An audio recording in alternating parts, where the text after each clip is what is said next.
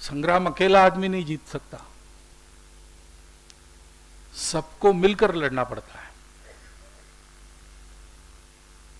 तो एक व्यूह में हम चलते रहे, इसके लिए जो जो आवश्यक होता है वो करना पड़ता है।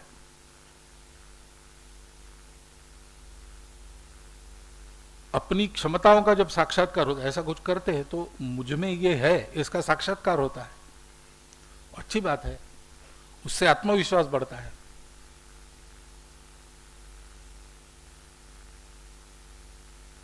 अस्मिता उत्पन्न होती है, वो आत्मविश्वास तक जाकर वहां पर स्थायी हो जाए तो बहुत अच्छी बात है, उसके आगे न जाए, वो अहंकार तक न जाए। क्योंकि मिलकर चलने में केवल एक ही बाधा रहती है, बाकी बाधा है मनुष्य, सामान्य मनुष्य भी पार कर लेता है अपने प्रयत्नों में। लेकिन ये जो बाधा है अहंकार की, वो सामान्य मनुष्यों को नहीं घेरती, वो जितना अधिक जानकार उसको अधिक घेरती। ज्ञानेश्वर महाराज ने ऐसा कहा, नवल अहंकाराची गोठी। ये अहंकार की बात है वो बहुत नवलपूर्ण है, आश्चर्यपूर्ण है। न लगे अज्ञानाची या पाठी, जिसको ज्ञान नहीं उसके पीछे नहीं जाता हो। ज्ञानी आचा पड़े कंठी, जो ज्ञानी है उसके गले पड़ जाती है और उसके प्राण कंठ में लाती है।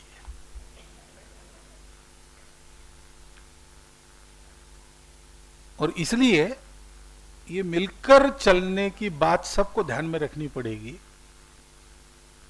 अपने अपने मत रहते हैं, विषय को प्रस्तुत करते समय भी उसकी छोटे छोटे पहलू में मत भिन्नता रहती है, वो स्वाभाविक है, वो स्वाभाविक है। व्यक्ति है तो उसका चित्त है, वो अपने अपने चित्त से छनकर सारी बातें आती है, हर एक का चित्त अलग रहता है, वो उसका अपना विशिष्ट रहता है। तो अभिव्यक्ति में भिन्नता यह स्वाभाविक बात है, लेकिन अभिव्यक्ति करने वाले ने ध्यान में रखना चाहिए कि इतनी भिन्नता न आ जाए कि उसको एक व्यूह में चलाना कठिन हो जाए। मान लेना, एक ने कही दूसरे ने मानी, नानक कहे दोनों ज्ञानी, ये हमारी परंपरा है। अभी शास्त्रार्थ दिखाया ना लोक मंथन में,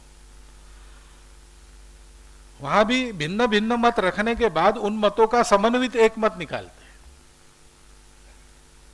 वहां विवाद निष्कर्ष पर दो मत होने में नहीं परिणत होता, विवाद निष्कर्ष पर सहमत होने में होता है।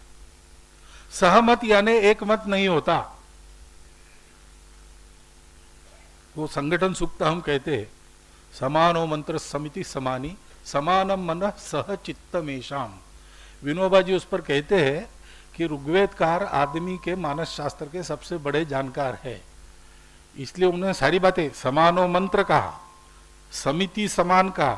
चित्त की बात आई तब समचित्त, समान चित्त, एक चित्त नहीं कहा, सह चित्त कहा। चित्त अलग अलग है, मत उसके अभिनिवेश अलग अलग होते हैं, परंतु हमने तय किया है कि एक व्यूह में चल के हमको इस लड़ाई को जीतना है। तो इसलिए ये सब होने के बाद भी हम चलेंगे साथ में, संगच्छध्वम संवदध्वम, ऐसा हमारा होगा। ये खबरदारी, ये सारा काम करते समय आप इस काम को केवल अपने अध्ययन तक सीमित रखो या फिर ऐसा एक टोली बनाकर आगे बढ़ने का उद्यम करो, ये बात आवश्यक रहेगी। तो इस प्रकार से आगे चलना, तपस्या ध्यान में रखना। तपस्या में कष्ट झेलने पड़ते हैं और झेलकर भी तपस्या को जारी रखना पड़ता है, ये ध्यान में रखना। और अकेले की तपस्या इसका उत्तर नहीं देगी।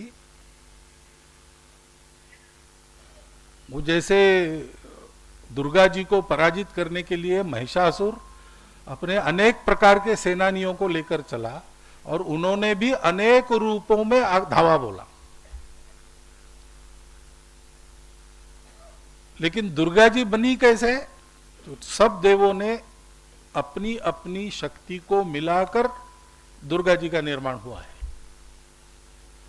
और इसलिए जो जिस रूप में आया उस रूप में उसका प्रतिकार भी हुआ दुर्गा जी के द्वारा।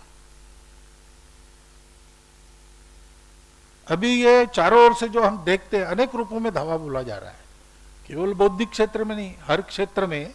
और प्रयास तो यही रहता है, आसुरी संपत्ति है तो जो मेरा है वो तो मेरा है, दूसरे का है वो भी मेरे पास आ जाए, और मैं ही बलि बनूं, मैं ही श्रेष्ठ बनूं, सारे दुनिया में मेरा ही चले, ऐसी वृत्ति लेकर ये सारे बातें चलती है और सब क्षेत्रों में चलती है।